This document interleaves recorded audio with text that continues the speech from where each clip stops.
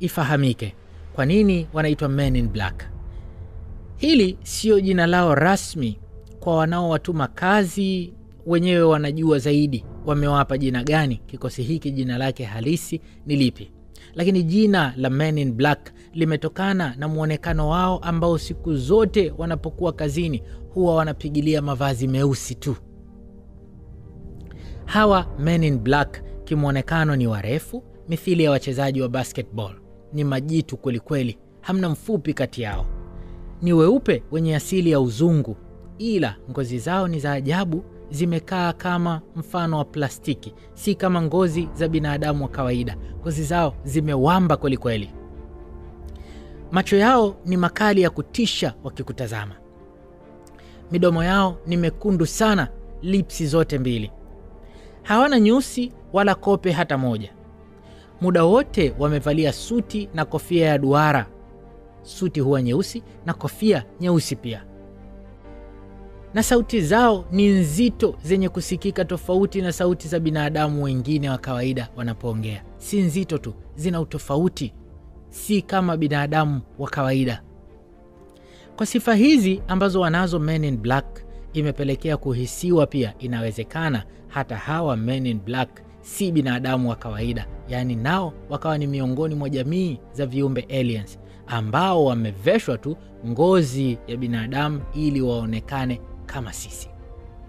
Na kinachotia shaka zaidi, huwa wanakuja ghafla kwa haraka sana, na wanapoondoka pia ni vivyo hivyo. Binadamu wa kawaida anawezaje kutenda hayo? Hawa nao wanahisiwa kuwa ni aliens.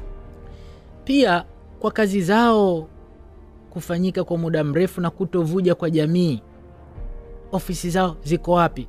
Wanasajiliwa vipi kujiunga na Men in Black? Na mengineo mengi ambayo yamedumu kuwa siri kuwahusu wao Men in Black, imeongeza maradufu kuwa kikosi hiki cha siri kijulikanacho kama Men in Black kitakuwa nacho kinaundwa na aliens waliovalia ngozi za binadamu. Watafiti na wasomi wengi wanaofuatilia uhalisia wa Men in Black wanasema kama kingekuwa ni kikosi cha siri kijumuishacho binadamu wa kawaida, basi lazima kingevuja taarifa za kazi zao walau hata kidogo, ila hilo halijawahi kutokea hata kwa bahati mbaya. Na kama ni binadamu wa kawaida, basi watakuwa wameharibiwa kisaikolojia na kupitishwa kwenye mafunzo mbalimbali ambayo yamewajenga kuwa kikosi cha siri sana ambacho hakijawahi kuvujisha siri yake yoyote.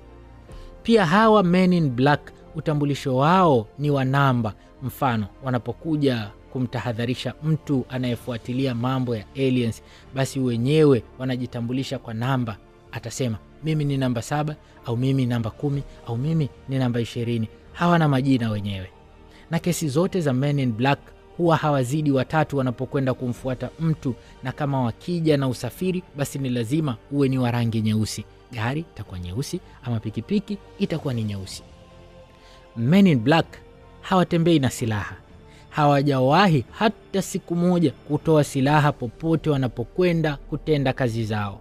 Wanapokuwa kazini, wao kauli yao tu ina nguvu kuliko bunduki. Kuanzia muonekano wao wa kutisha, mhusika akiwaona na wakiongea inatosha mlengwa kutingishika na kuogopa na kutii kila watakachosema.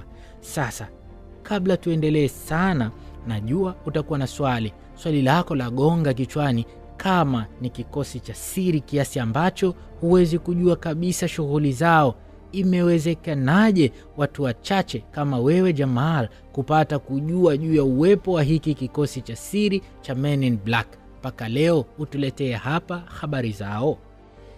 Siku moja June 27 mwaka 1947 kule Marekani, katika himaya ya Washington, eneo la kisiwa cha Maury, kulikuwa na mtu mmoja aitwaye Harold Dahl. Na mtu huyo alikuwa na mtoto wake Charles Dahl. Wakawa na mbwa wao. Walikuwa kwenye boti yao wakifanya shughuli za kujitolea za uhifadhi wa ufukwe wa kisiwa cha Maury. Harold akiendelea na hilo zoezi pamoja na mtoto wake Charles, walifika eneo la mlango wa bahari ya Pacific. Ghafla angani kukatokea vitu 6 vyenye umbo la donut, na vilikuwa umbali wa nusu maili kutoka kwenye boti yao.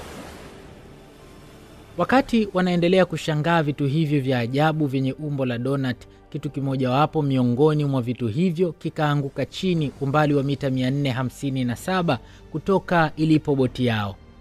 Na wakiendelea kushangaa kitu hicho cha ajabu kimeangukaje, kingine kimoja kati ya vile vitano vilivyobaki angani kikafunguka kwa chini.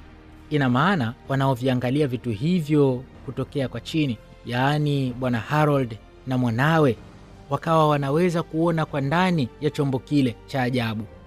Baada ya kufunguka, kukaanza kunyesha mvua ya vipande vya chuma chakavu, na mvua hiyo ikawaangukia Harold na mwanawe Charles, wao wakiwa kwenye boti wanashangaa na harakati za kuikwepa mvua hiyo. Basi Charles alidhurika mkononi kwa kupigwa na vipande hivyo vya chuma, na mbwa wao akaangukiwa na vipande hivyo vya chuma mpaka akafa hapo hapo.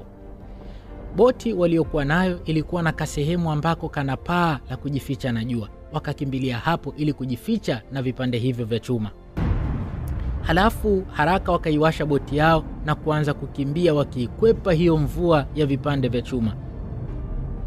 Wakaelekea nchi kavu ambako kulikuwa na msimamizi wa zoezi la kujitolea la uhifadhi wa fukwe.